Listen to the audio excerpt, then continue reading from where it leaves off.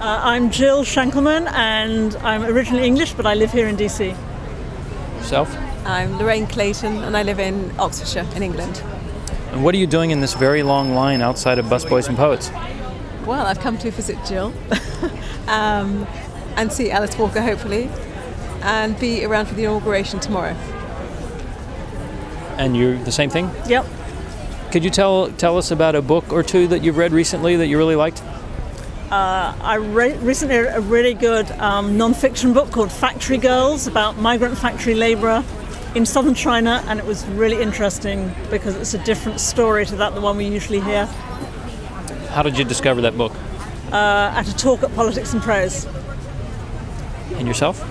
I just read a book called The Road Home, which is by an author called Rose Tremaine, and that was also interesting about migrant workers coming to England, and it was a good description of life for all sorts of migrants from Eastern Europe and China, and it's just a very good book. My name is Tally Smith. I'm from New York City. And what are you doing in this very long line on a cold day? We're waiting to hear Alice Walker speak on the inauguration weekend of Obama. Do you think you're going to get in? Yeah, I think so. They're supposedly standing room only at this point in the line. Could you tell us about a book or two that you've read recently that you really liked? Well, I just finished The Audacity of Hope by Obama, as a matter of fact.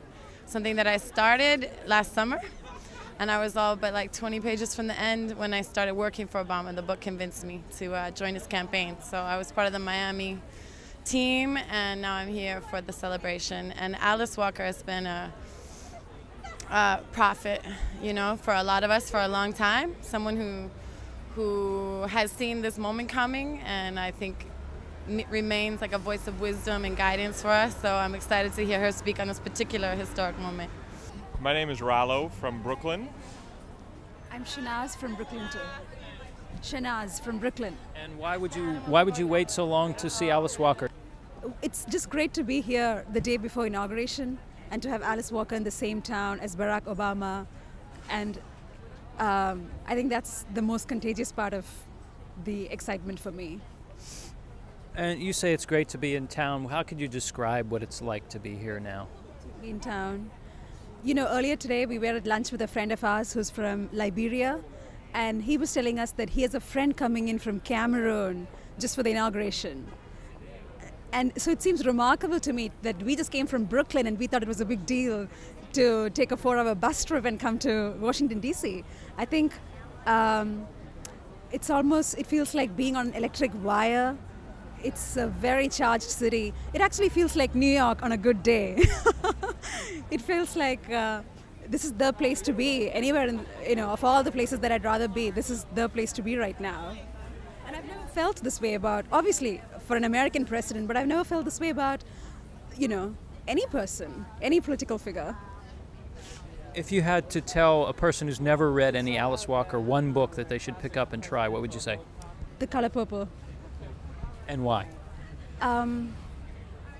Because it charts a very universal journey in very personal terms.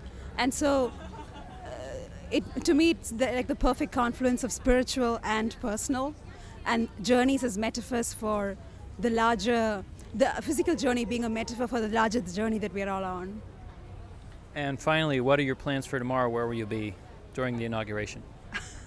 Well, we're still debating whether we want to, go for the parade or watch the inauguration on one of the jumbotrons on the mall.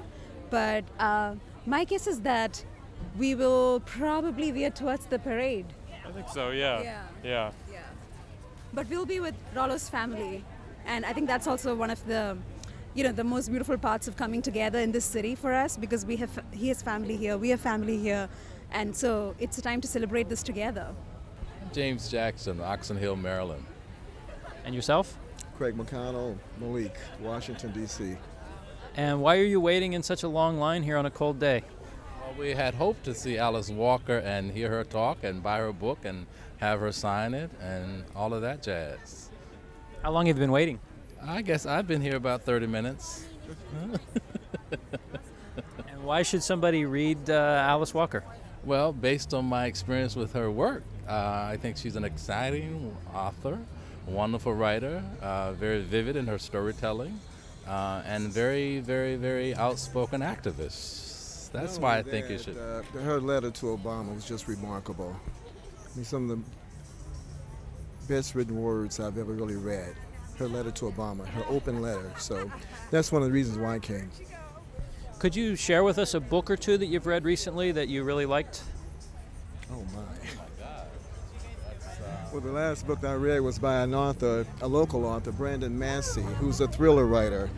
Something I usually don't read, and that's thrillers. But that's the last book that I read. As a matter of fact, I just finished it yesterday. Started yesterday and finished it yesterday. How about yourself? I guess the last book that I read was by Elin Harris. And the title escapes me right now, but I'm in the midst of reading Obama's Audacity of Hope right now. And I'm very impressed because as I read it, I see a man who has hope for all of America, and that I'm encouraged by that. Final question, what are your plans for tomorrow? Well, I plan to go to the swearing-in ceremony, and then I'm going to call it a day. How about yourself? I'll be doing the same thing. I really want to feel the energy of the people. I want to feel what I felt the day that we all went out to vote for him. I want to feel that tomorrow, so I'll be there. My name is Steve Pasquet. I'm from Los Angeles, California. And what brings you here to Busboys and Poets today? Why are you waiting out here in the cold? Well, I saw on the website and also on CNN that Alice Walker would be speaking here, and she's a great writer and represents hope and change in the United States, as does Mr. Obama, and we're hoping to see her, but as you can see, the line is pretty impossible. So instead, I think we're just going to enjoy the vibe outdoors. Well, since I'm with Book TV, could I ask you, what is a book or two that you've read recently that you'd like to share with people you really liked? I've read a book called Banana, the fate of the fruit that changed the world. And this taught me a lot about the difficulties that the United States and particularly North America has with Latin America. I think if people read that book, they'll understand more what Latin America went through during the colonization and colonialization and also exploitation of bananas, which taught me a lot about our relationship and why it's so bad. Is that a new book? Yes, it came out last year. And finally, what are your plans for tomorrow? Well, you know, I heard there's going to be an inauguration tomorrow. So my wife and I got invited to see the inauguration from the Canadian Embassy, and that's where we're going to see it. Hello,